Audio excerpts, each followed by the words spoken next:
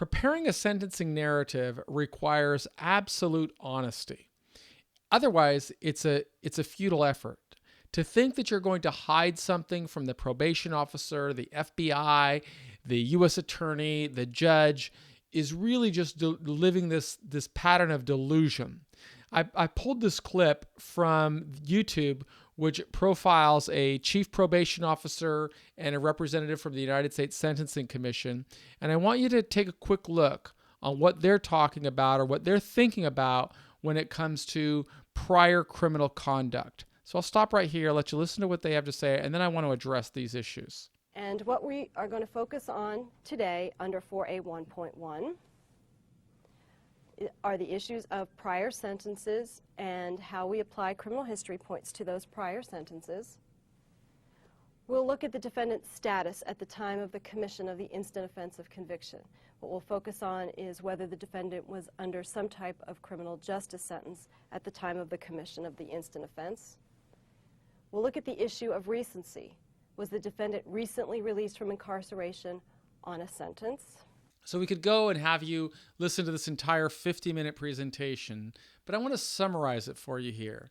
You've got a federal probation officer on the one hand, you've got a representative of the United States Sentencing Commission on the other hand, and both of them are talking about the significance that the Sentencing Commission has placed on prior criminal history. Now, obviously, if you have no criminal history, this doesn't apply to you.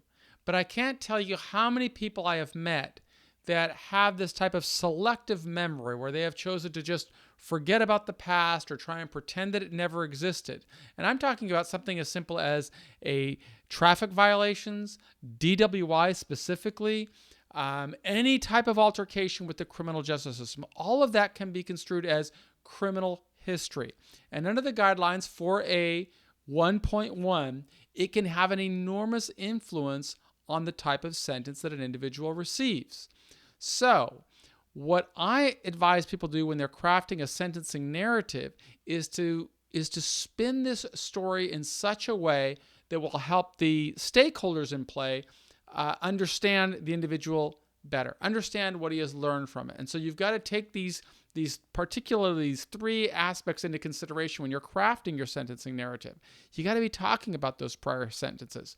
Don't forget about them. If you've got any type of prior sentence, whether it was as a juvenile, whether it was something that has nothing to do with the instant offense, regardless of what it is, if there's a prior sentence, make sure that you address it in the sentencing narrative.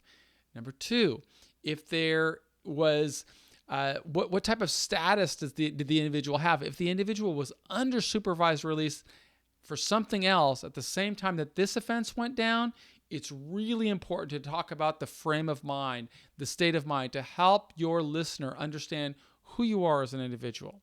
I'm going to play for you another video from just after this that describes a judge who says, I don't even understand who you are, because there are so many factors that make us up as human beings, and if a judge doesn't see all of those factors, they're never going to understand what happened.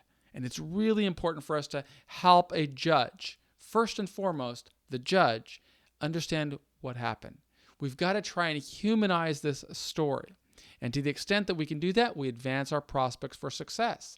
Recency between these offenses has a huge influence. So you want to emphasize that. If 10 years have passed since you had any trouble with the criminal justice system, we want to talk about what you've done. If it just happened a month ago or a year ago while you were still under some form of supervised release and you got somehow trapped into this system again, you'd better come up with a very effective story. You see, that's what it's all about, is coming up with a story. That's what this defendant failed to take place. And I'm going to play this video for you right here. But the thing that comes to me is that I can read somebody's pre-sentence investigation normally and get a picture of either what happened or of the person. I read this PSI and I still don't know who you are. I cannot figure out anything. I know you don't have a record, and obviously part of it is the recitation of what led us here, the charges, the facts, the circumstances. But when we get to the personal portion of it is, who is this individual? And what do I know about him? And what kind of judgment can I make to try to determine what's right to do? I've read it at least 4 times, and I still can't figure out the motivation for this, other than what might have been stated here, to read. Thinking in terms of medical, but there was an addiction, obviously, to purchasing, or an addiction to spending. I feel as empty after reading this as I did before reading it. I just don't know who you are. I can't figure it out. But I know what the consequences are to everybody, and from letters received from the public, but of course from letters received from your family and friends as well. The consequences of your own family are devastating. And you've given up pension, you're giving up most every asset that you have, even if some of it was ill-gotten, that's for sure. At that particular sentencing hearing, the defendant failed. We could say the probation officer failed when the probation officer prepared the pre-sentence investigation report by not revealing the history.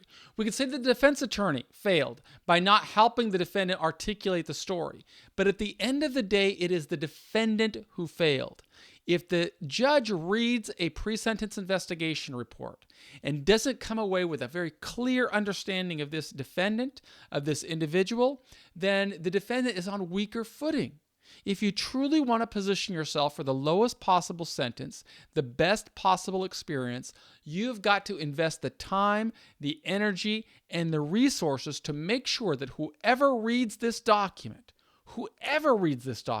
they come away with a very clear understanding of who the defendant is as an individual. And that includes describing any type of prior altercations with the criminal history, with the criminal justice system.